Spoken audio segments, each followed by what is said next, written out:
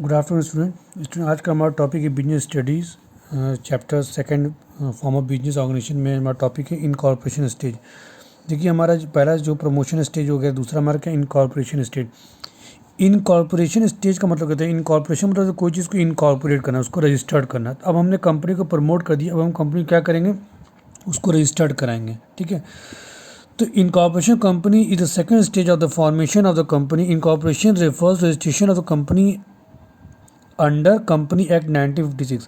अब ये कह रहा है कि जो कंपनी का हम जो रजिस्ट्रेशन कराते हैं, मतलब गवर्नमेंट की ऑफिस में जा कर के जो कंपनी को रजिस्टर्ड करता है, तो वो किसके तहत क्या होता है, अंडर कंपनी एक्ट। एक लॉ है 1956 के अंदर क्या होता है, ये कंपनी क्या होता है, रजिस्टर्ड होती है। अब इसमें मेन क्या क्या होती है, इसके बारे में पढ़ेंगे। इसमें मेन क्या होता है, the main step under incorporate stage क्या होता है, फिलिंग ऑफ नेसेसरी डॉक्यूमेंट। इसमें क्या होता है, आपको इंपॉर्टेंट डॉक्यूमेंट्स को क्या करना, फिलअप करना पड़ता है। Once the registered approves of the name, the following documents have to be submitted with the registrar. ठीक है, अब देखिए मुझे कहने मकसद यहाँ पर ये कह रहा है कि अगर मान लीजिए कि आपका नेम अप्रूव होता है कि आपको ये कंपनी नाम रहेगा, तो आप अपने डॉक्यूमेंट्स को लेके जाएंगे और किसके पास जमा करेंगे, रजिस्ट्रार का। रजिस्ट्रार मतलब क्या होता है, जो वो बंदा जो रजिस्टर को मेंटेन करता हो। ठीक है, जैसे मान लीजिए कि आप, क्योंकि रजिस्टर में क्या होता है कि बहुत सी कंपनियों के नाम होते हैं, उसमें इनलिस्टेड होते हैं, वो नाम को एंट्री करता है। जो डिटेल्स डॉक्यूमेंट्स हैं, ठीक है, जो कंपनी के नाम को रजिस्टर्ड करता है उसको रजिस्ट्रार बोलते हैं। ठीक है, तो वो एक तो रजिस्टर में क्या कर एंट्री करता है, उसमें क्या क्या होता है, आपको क्या मेंशन करना पड़ता है, मेमोरेंडम ऑफ एसोसिएशन देना पड़ता है, जो हमें आगे डिटेल बताएंगे। ठीक है, आर्टिकल ऑफ एसोसिएशन आपको डिटेल उसमें देना पड़ता है। ठीक है, स्टेटमेंट ऑफ ऑथराइज कैपिटल। ठीक है, ऑथराइज कैपिटल मतलब होता है कि उस आपकी मैक्सिमम कैपिटल कितनी है, मतलब आप जब कोई कंपनी स्टार्ट करते हो तो उसमें आप कितना पूंजी लगा रहे हो, कितना पैसा लगा रहे हो। ठीक है, तो आपको बताना पड़ेगा आपके ऑथराइज कैपिटल क्या है। लेकिन एक चीज़ हमेशा ध्यान रखिए कि जो ऑथराइज कैपिटल होती है उससे आप कहीं ज़्यादा शेयर इशू नहीं कर सकते हैं। ठीक है, तो जितनी आपकी ऑथराइज कैपिटल होगी, आप उससे ज़्यादा, उससे बियॉन्ड आप कभी भी शेयर को इशू नहीं कर सकते हैं। तो मतलब कि आपकी मैक्सिमम लिमिट कितनी होनी चाहिए, ऑथराइज कैपिटल होनी चाहिए। ठीक है, कि मान लें मेरी 50 लाख ऑथराइज कैपिटल है। ठीक है, हमारी पूरी पूंजी है, ठीक है, कैपिटल हुई है ऑथराइज, तो हम 60,000 की शेयर इशू नहीं कर सकते, मतलब उससे कम ही करेंगे, मतलब मैक्सिमम करेंगे, लेकिन हम जो हमारी ऑथराइज कैपिटल उससे ज़्यादा नहीं कर सकते हैं।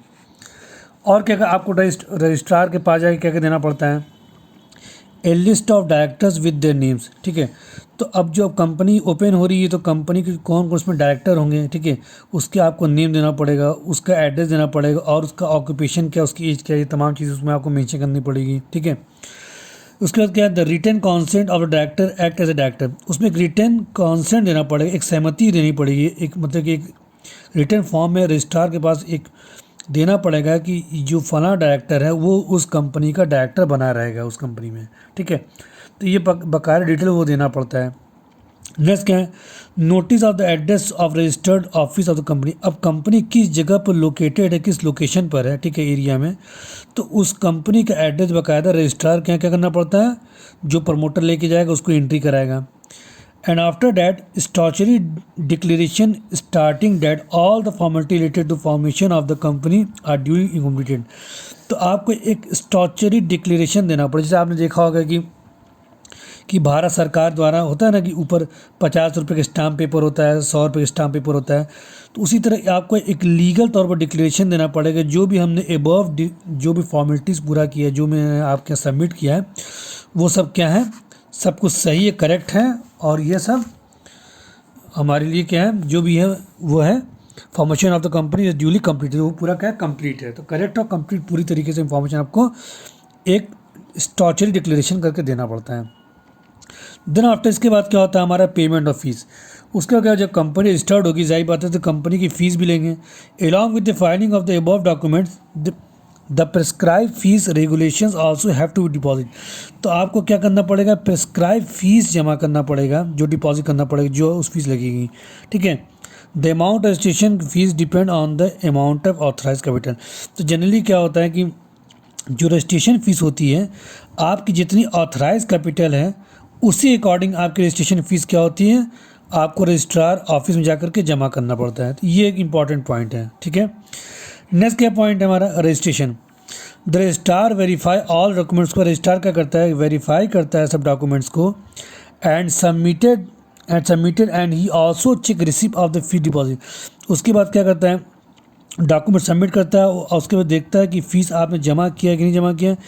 इफ़ ही इज़ सेटिस्फाइड, अगर सेटिस्फाइड हो जाता है with the validity and authenticity of the documents submitted, then the registrar enter the name of the company in his register.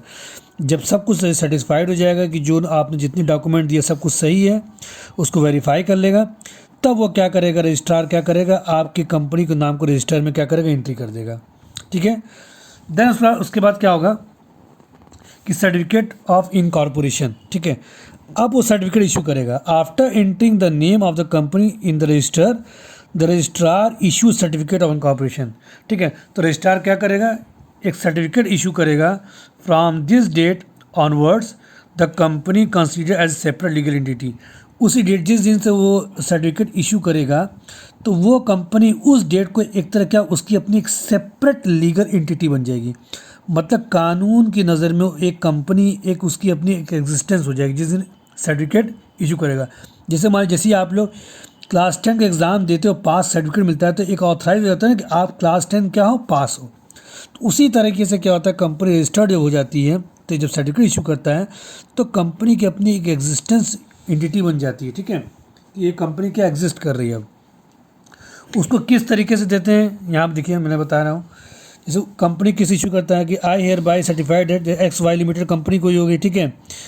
Is this day incorporate under the companies act 1956 and that the company is limited given under my hand at Delhi this 24th day August 2012, ठीक है। तो इस तरीके से example तौर पर दिया है किस तरह की कंपनी जो है वो इशू, कंपनी को एक रजिस्ट्रेशन जो सर्टिफिकेट किस तरह से इशू करती है, इस तरह से ये रजिस्ट्रार इशू करता है। या फीस डिपॉजिट स्टैम्प लगा के देता है, ठीक है, सी लगा देता है, कितना कितना पैसे जमा किए हैं, ठीक है। रजिस्ट्रार और कंपनी के नाम, रजिस्ट्रार और कंपनी है, ठीक है, दिल्ली में तमाम चीज़ें इस तरह से इशू करती है, ठीक है। उसके बाद क्या है, अब देखिएगा इफेक्ट ऑफ सर्टिफिकेट इनकॉर्पोरेशन। अब क्या इसका इफेक्ट पड़ता है, a company is legally bound on the date of printed the certificate of incorporation, it is considered as a separate legal entity with the perpetual succession only from his date. The certificate of incorporation is the conclusive evidence of the legal existence of the company. ये कह रहा है कि जैसे ही जब ये certificate issue हो जाता है तो कंपनी एक तो लीगली बॉर्न है। लीगली बॉर्न मतलब कि एक तरह लीगल तौर पर उसका जन्म होता है, एक तरह लीगल तौर पर एक तरह उसका कंपनी एग्जिस्ट करती है कि जिस डेट को ये प्रिंटेड किया कि ये कंपनी अब लीगल एग्जिस्टेंस में आ गई है, ठीक है। अपनी उसके सेपरेट लीगल एंटिटी है with the perpetual succession only from this date. मतलब कि उस डेट से अब ये कंपनी क्या लगातार कंपनी ये चलेगी। The certificate of incorporation is the conclusive evidence. मतलब एक तो उसका क्या मतलब, एक तो उसका कॉन्क्लूसिव एविडेंस हो जाता है, उसका एक प्रमाण हो जाता है कि ये कंपनी अब क्या लीगल तौर पर ये कंपनी एग्जिस्टेंस है, अब इसको कोई हटा नहीं सकता क्योंकि ये कंपनी क्या है, उसको एक सर्टिफिकेट मिल गया। That is known as a conclusive evidence of the legal existence of the company, ठीक है। Whatever may be in deficiency in the formalities, ठीक है। One certificate issue it is a conclusive evidence that company came to existence on the date of mention on the certificate of incorporation. कह रहा है कि इसमें कुछ भी अगर कमी आती है, ठीक है, सपोज आपने गलत तरीके से कुछ भी आपने सबमिट कर दिया और रजिस्ट्रार ने मान लीजिए वो सर्टिफिकेट इशू कर दिया, तो कंपनी क्या होगी, कंपनी लीगल एग्जिस्टेंस में आ जाएगी। उस कंपनी कुछ भी नहीं बिगाड़ सकता है क्योंकि कंपनी को लीगल तौर पर क्या एग्जिस्टेंस हो गई है, ठीक है। तो ये चीज़ें जैसे मान लीजिए एग्जाम्पल, तो जैसे एग्जाम्पल मैं बताता हूँ। जैसे मान लीजिए कि मान लीजिए कोई बंदा है, ठीक है, वो जाता है, मान लीजिए कि मार्केट में कोई सामान खरीदने जाता है, ठीक है। तो मार्केट में सामान खरीदता है और वो दुकानदार उसको अगर मान लीजिए उसको अपने सामान अच्छा देता है, लेकिन उसको अपने डील से क्या करता है, उसको अपने कब्जे में कर करके उसको सेलिंग कर देता है, ठीक है। लेकिन अब आप उसको ख़रीद लेंगे तो वो दोबारा वापस करेगा नहीं करेगा, ठीक है।